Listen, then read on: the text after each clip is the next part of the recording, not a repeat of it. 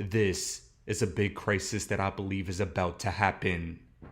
It's important that people understand they can be bailed in, but you don't want a huge run on the institution. But they're going to be. And it could be an early warning signal to the FDIC and the primary regulators when these things happen. And there may be some other prices. This is similar to what Jay was saying in the market that you can tell whether people understand who's going to be protected, who isn't going to be protected. It would be, I think, an interesting study to look at the evolution of market prices in a situation like March of 2020, for example, and see whether people understood what might happen. I might go further than that, Don, because I think that you look at the evolution. I think we have to sit down and talk to long-term debt investors and make sure that they, as a stakeholder group, fully understand bank debt today is not what it was before. It is not principal protected by design.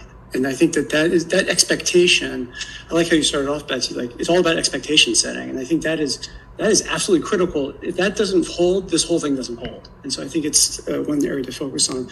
I do want to go back to something Jay said about stabilizing statements. In my experience, they're not stabilizing. If you have to make a stabilizing statement, you're in real trouble. And I think that part of that means that there's a lot of pre-work that needs to be done such that those statements aren't seen as a reach. Because if they're seen as a reach, the market sniffs that out in 2 seconds and actually has the opposite impact. And this is one of those big challenges, like what can be done ahead of time so that it's all going as planned, hands off the wheel. This is part of what we've been prepared for. Because that's what builds confidence. You just said very well what I was trying to say.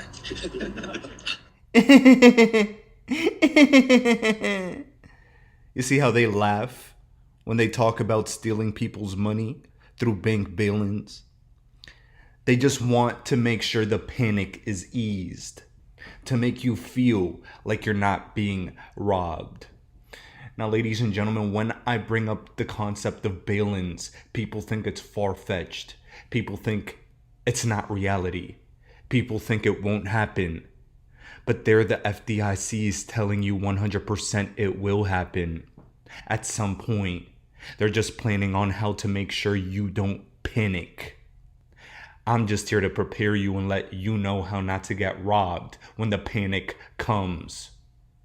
An ounce of prevention beats a pound of cure, and being a year too early is better than being even 1 second too late.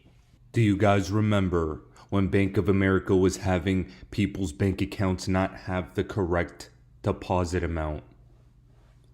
Do you guys remember when Bank of America had the incorrect deposits in people's accounts just a couple weeks ago? Oh, that's the predictive programming.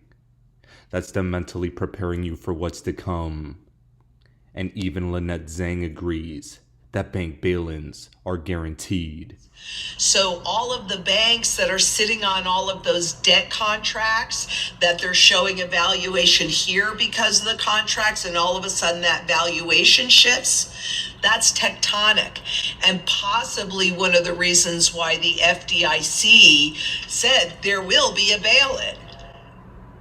And this goes back to your thesis and belief of why you're not in the banking system.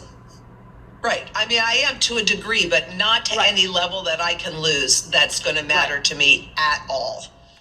Now, ladies and gentlemen, can you believe that?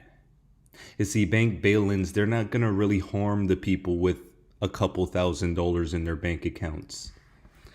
Oh, no. What's going to happen is the institutions, the banks, they're going to need the people with only a couple $1,000 in their bank accounts to want bail-ins to happen, because they're going to steal the money from the 1%, the people, the entrepreneurs that have quite a sizable amount of money in the banks. Boom.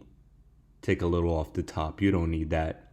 You see, we're having a banking crisis, liquidity crunch. We need your capital to make sure things run smoothly. Oh, we're at the end of the Ponzi scheme, ladies and gentlemen.